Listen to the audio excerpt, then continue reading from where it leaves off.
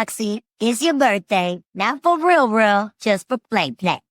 This is Cree Summer, and Moana Nui will be right back.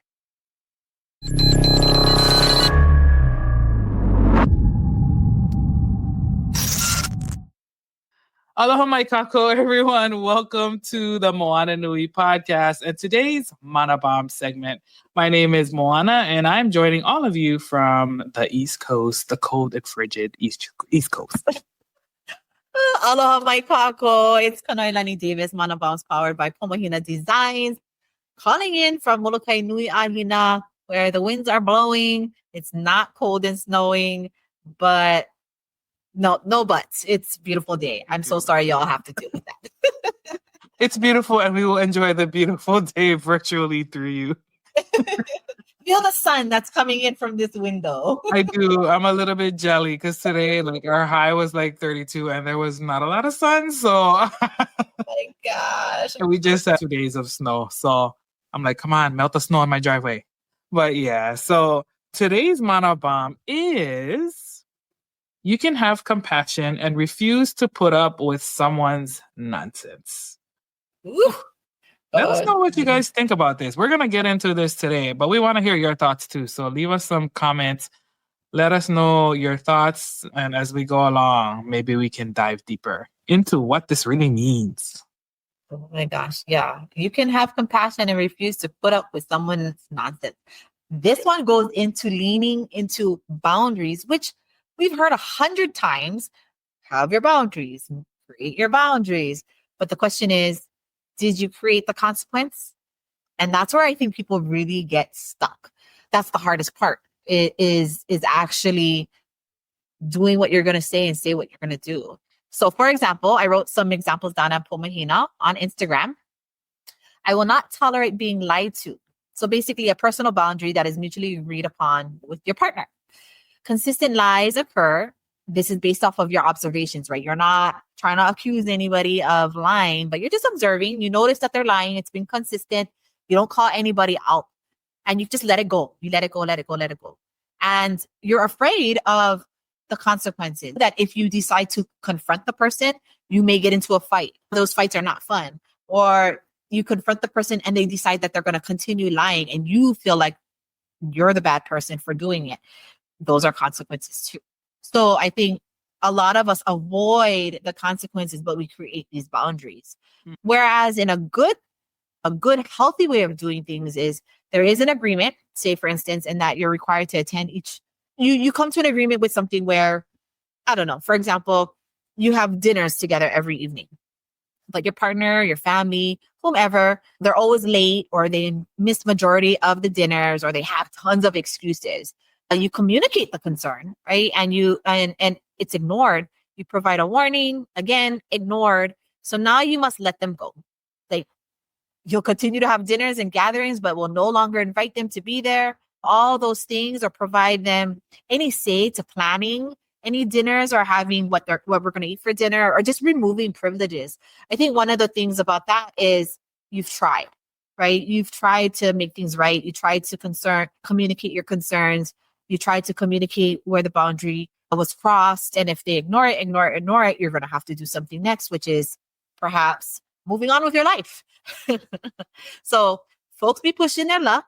It's both comprehension issues alongside with entitlement and self-centered attitudes that their situations are more important than the units. And it's consistent.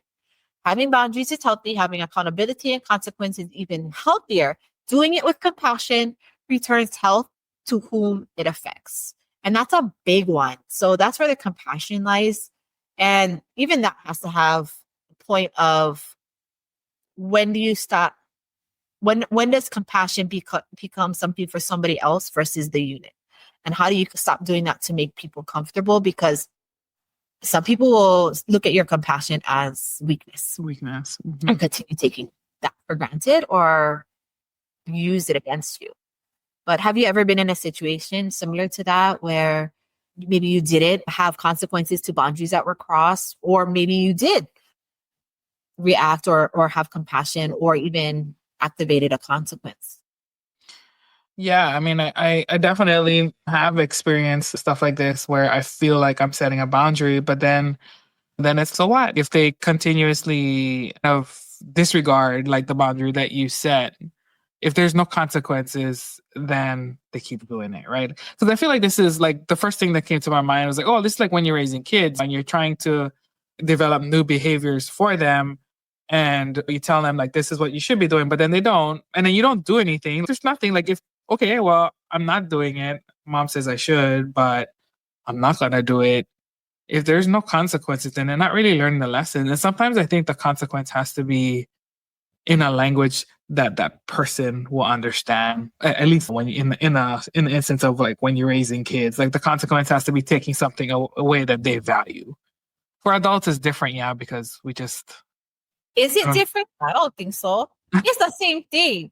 I'm sorry. Let's not give an excuse for adults to be adulting. Yeah, we can talk to kids a certain type of way, but even that too, I think it should be straight across. The compassion is compassion, and like mhm, I think at the end of the day, shouldn't adults know better by now?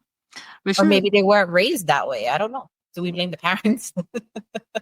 Yeah, I mean, I think a lot of it is definitely like how people are raised. That's living. I know how we're typically raised in Hawaii, but having lived just, I mean, you have to like living away and seeing like the differences in how families are raised and the way people act. And I'm just like, oh my gosh, that to me, like that's the culture shock in terms of wow, the things that I'm used to, the environments that I'm used to, the behaviors that have been ingrained, and then you're around other people and they act all kinds of crazy comparatively to us, right? Because they were raised differently. And so I feel like that's a huge part of navigating these spaces too, is understanding, okay, they were raised, not to say that their behavior is okay, but having those open conversations when we talk about establishing boundaries, I think that's part of the conversation is like, this is, in my mind, this is what it should be. I expect X, Y, or Z because this is how I was raised. And then having a conversation with that person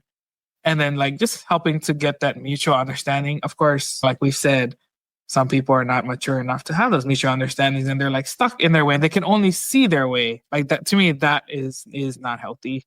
But yeah, definitely coming up with the consequences. And I think you talked about it a little bit earlier. Sometimes like the consequence that needs to happen is that you need to remove or at least temporarily separate from that person, the environment, whatever that behavior is that's just not working. But that is hard to have. And then a lot of times I feel like those conversations that are hard to have are because you care about the person that you're engaging with, whether it's a family member or a significant other. You care about the other person, or do Yeah, you care about yourself from getting hurt? I think it's a And does little bit both. Like but if sometimes, that person is lying to you and crossing your boundary, at what point do you think that that person cared about you? yeah, that's true. Right? So how do you navigate that?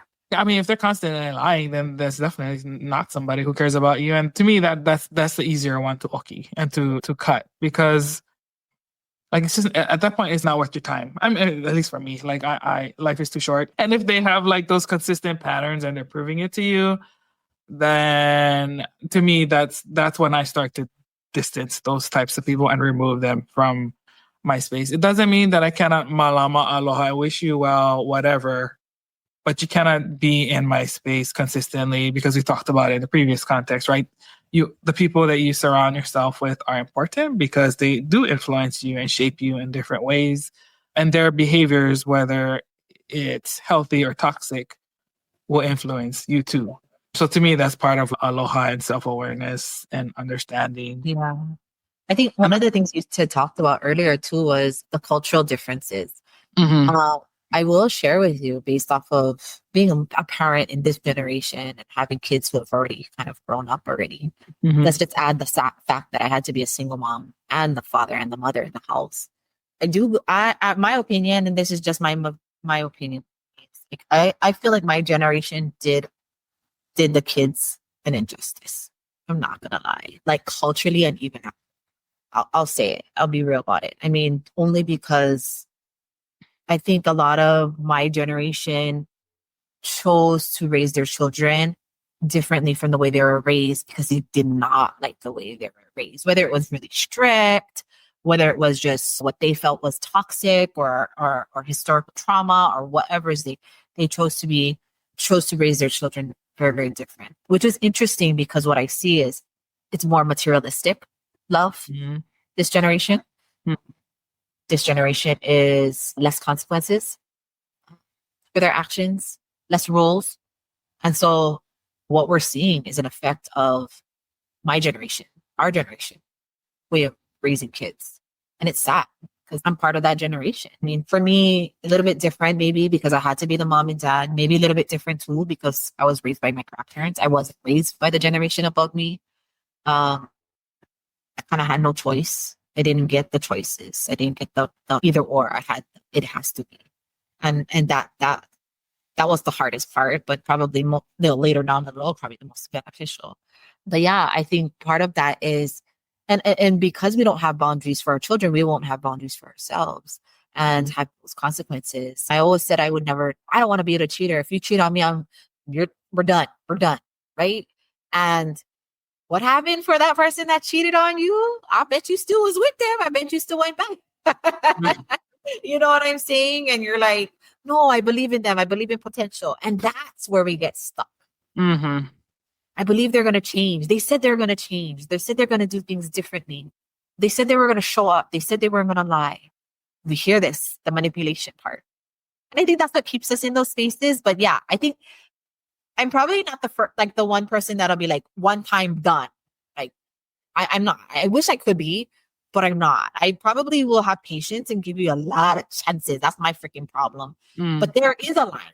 There's 1000% a line, and that line is hard because I feel like if I've given you enough patience, I've communicated enough times. When that freaking line drops, there's no coming out of it. It's done, and you will hate me at that point, and I'm fine with that. I don't care. Yeah. Because you obviously did not see the compassion I have. Yeah. And I will not waste any more. But you know what I mean? I don't know. No, I absolutely know what you mean. I feel very much the same. I give a lot of people chances too. I do try to see the goodness or the potential in a person. And I can pretty much get along with a lot of people. But like once I give a lot of chances. But once you rub me the wrong way and you hit that oh, okay, and now we pow. And just like you, I can just be like, okay, we're done now. And what you do is what you do, but yeah, I cannot already. Yeah. Oh yeah. I mean, yeah, I like the analogy of the raising children. So if you're a parent out there, we raise our children a certain way. If you do have rules, I think I had shared like you tell your kids to come home at 10 o'clock because that's curfew and they push it 10:15, 10:30. What you gonna do? What are you gonna do? You have to provide. If not, they're gonna just go out and then you're gonna be mad when they get kidnapped. When something happens to them. Then you're gonna beat yourself up because you felt guilty because you let them, you know what I mean? Like it just goes down. Those consequences, when we don't invoke them, they just go down a rabbit hole of like shit that we have to carry and burdens we have to carry for a very, very long time versus that one time. Done. You ain't going out. Don't even ask for a month. Don't even ask. Or I'm taking out your car or your phone or your Wi-Fi. I mean, that's the world we live in today. But that one hits hard, right? For a lot of kids. And that hits hard for a lot of people. And with adults, I think the hard part is there's warnings, but at the end of the day, relationships are harder because you're invested in this space, especially if you have kids or you're married or you share space together. It really is harder. I do believe it's a little bit harder, especially if that other person is willing to manipulate you. But there has to be a line, right? For your health, the kids' health, the environment health. And then when it's at work, that's also hard because contractually or like lawfully, you can't just fire somebody because you don't like them. You gotta go with it, right? You gotta figure out all these things. And it's good because it makes you work towards that. But that's why they have warnings and they have reprimands and they have all these things. They take away privileges. So I think that just goes from the home into life. And then how does that look? And does that work for everybody? And does that translate into our adulthood? I don't know. No, I definitely think it does translate into adulthood.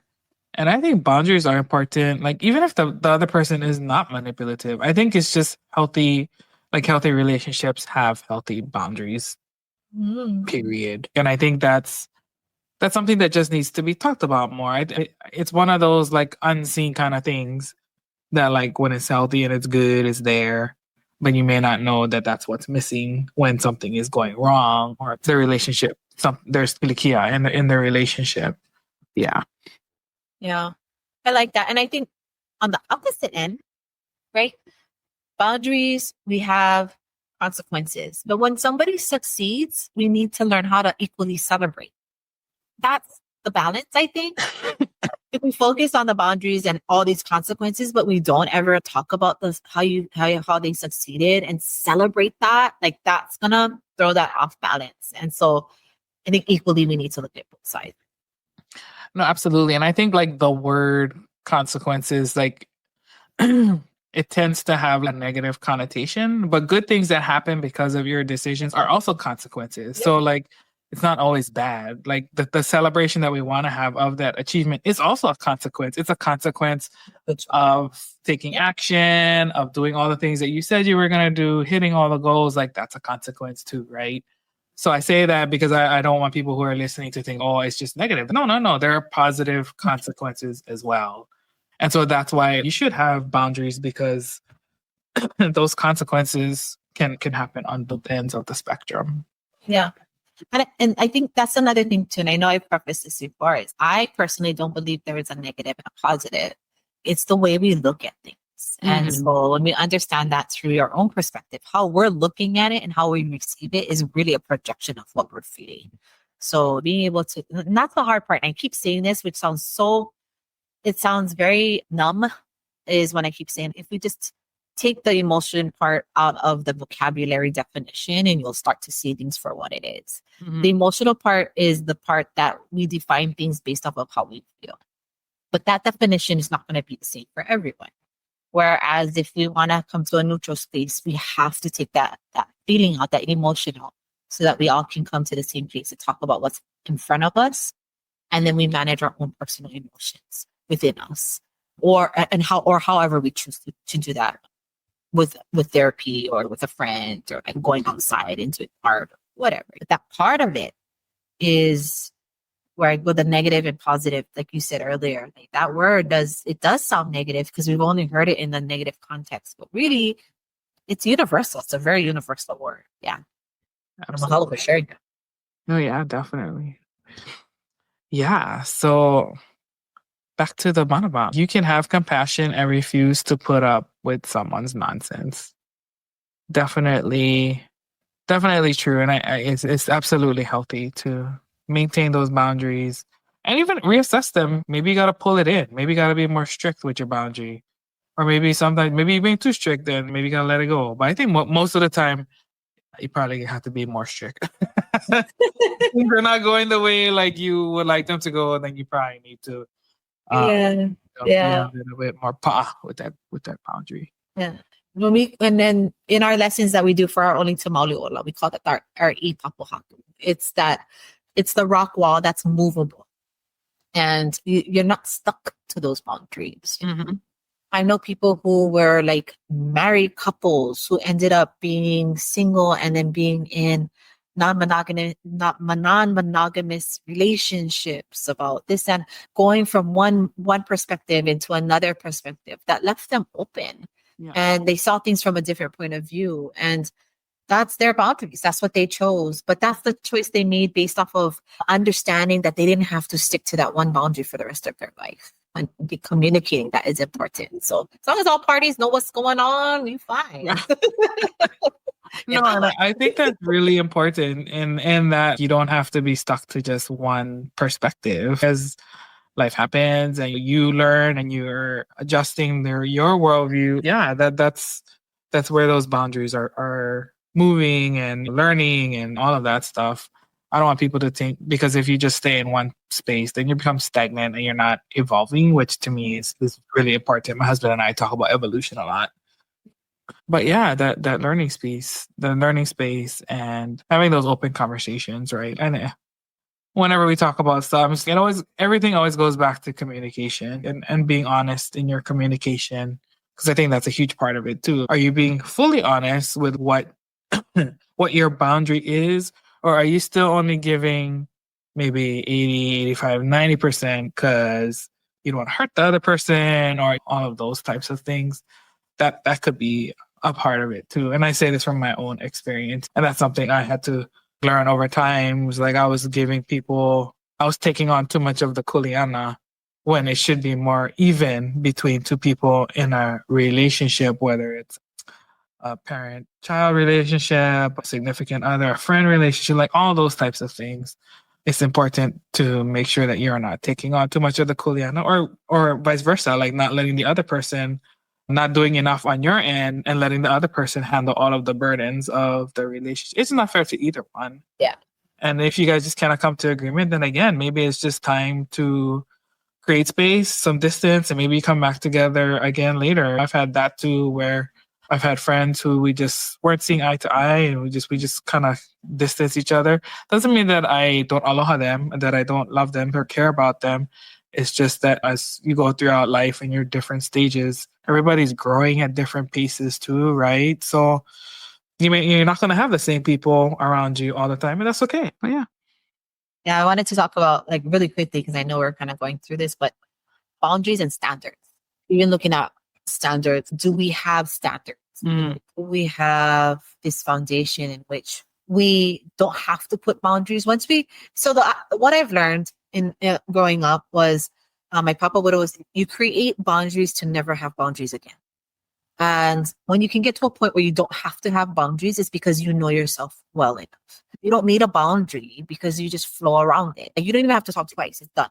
Or that stuff doesn't bother you anymore. Those boundaries that you had, when somebody does something to you, they lie consistently to you, it gets to a point where it doesn't bother you anymore.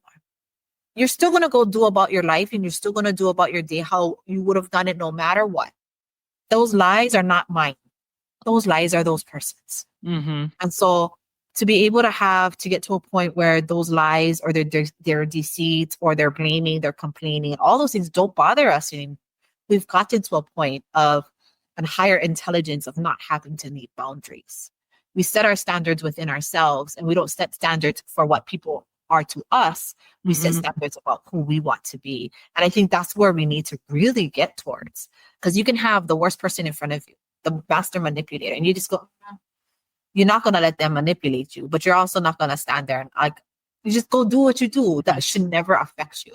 I mean, I think that's something the kupuna get to when they get to an older age. They learn that so well. That's why half the things don't bother them.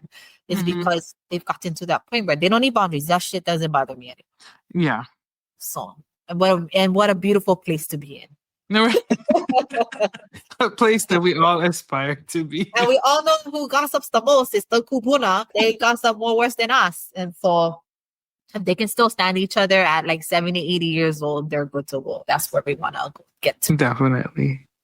Yeah, and I think that's important, the standards piece.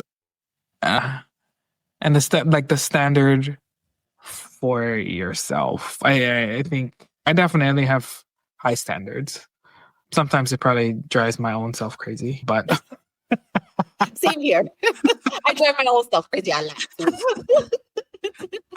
Sometimes I gotta I try to go down and lower my standards, but I don't laugh in that area.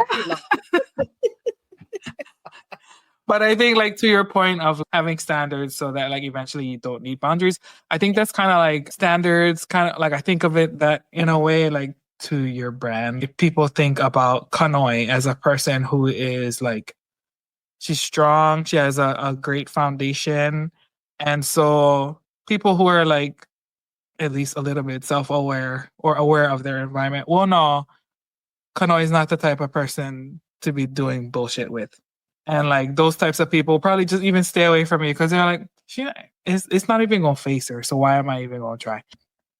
But I think like that is definitely very important when it comes to filtering out people who don't need to be, they're just not wavelength, they don't match your energy, right? I think after a while it does come to that because I have some friends who like deal with certain types of people and they're always complaining about it and whatever. And I'm like, I don't know. I never seem to have those types of people, but I think it's because of the energy that I exude, the things that I put out to the world, that I don't have to say it, but I'm showing that certain behaviors, people, like I'm not even going to tolerate in my space So I don't even know why you're even going to try. Just Yeah. stay away. That's just not the type of people that Moana associates herself with, right? So to me, that's kind of what I think. Oh, I have to put up a boundary because people already know what to expect from me, and maybe like new people coming in who don't know me yet, I'll have to establish those boundaries. But if you stay around me long enough, you kind of get a sense of like where my thresholds are and what I will entertain and what I won't entertain. And I'm like, just like you, I'm like, I'm happy to keep it moving. Like I got things to do, lots of kuleana. Like I love my family. All that, I know what's important to me. And if I view it as something that's keeping me from achieving those things and accomplishing those things that I've set forth for myself, then I don't even entertain it. That's kind of where I come at the whole thing. Yeah. You know who you are, and you're consistent in who you are. Mm-hmm. Yeah. When the wind blows. And I think that's the vibe that you give. And I think that's what you're talking about. Yeah. You've been through some shit. So you can talk about, you stand on that really well. Yeah, I do believe that too. There are a lot of places where I just like, none of that happens to me either. Or I get called auntie. And I'm like, Yes. and then you don't get called auntie. I'm like, how did you not get called? You look older than me. Yes, auntie is like part of the vocabulary, and I'm like, okay. I have Kapuna who call me auntie, and I'm like, okay, we'll just go with it. But it's the vibe, right? It's well, how Yeah. so yeah. Well, that was an awesome one, and like I said, compassion doesn't have to be nasty. It just has to be communication that's open, it's kind, and it's firm. And firm doesn't have to be bad. It's not. It's Right. firm. No, we're not going to be able to have ice cream tonight because we didn't eat your dinner. Easy enough. That's good enough. Now, how they act is not on you. If they throw Yes. and they want to go talk shit about you to everybody because they didn't get their way, remember that is not you. That is them. Mhm. Let them go. Do not even pay attention to that. Keep going. Keep going. They be back. I promise. But in the meantime, let them throw their fit.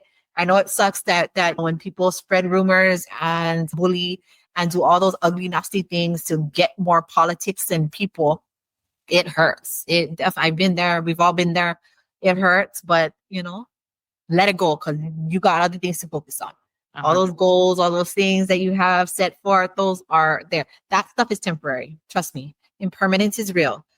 You're just the news for the day. By next week, they'll forget about you. Trust me. Unfortunately, we're not that important for them to remember us for a long, long time. Absolutely. You're the first idiot. Then the next idiot will come in. We'll just keep on doing that for the rest of our life. Anyways, well, thank you so much for allowing me to share. And yeah, signing off from the island of Molokai Nui Ahina. It's me, Kanoilani Davis, Mana Bombs powered by Mahina Designs. And Moana McAdams signing off for the Moana Nui podcast. Be sure to like, share, and subscribe to us on YouTube and, of course, on your favorite podcast platform. Hope everyone is doing well and wishing you guys all the best in 2025. Take care, everybody. Till next time. Abuiho kako.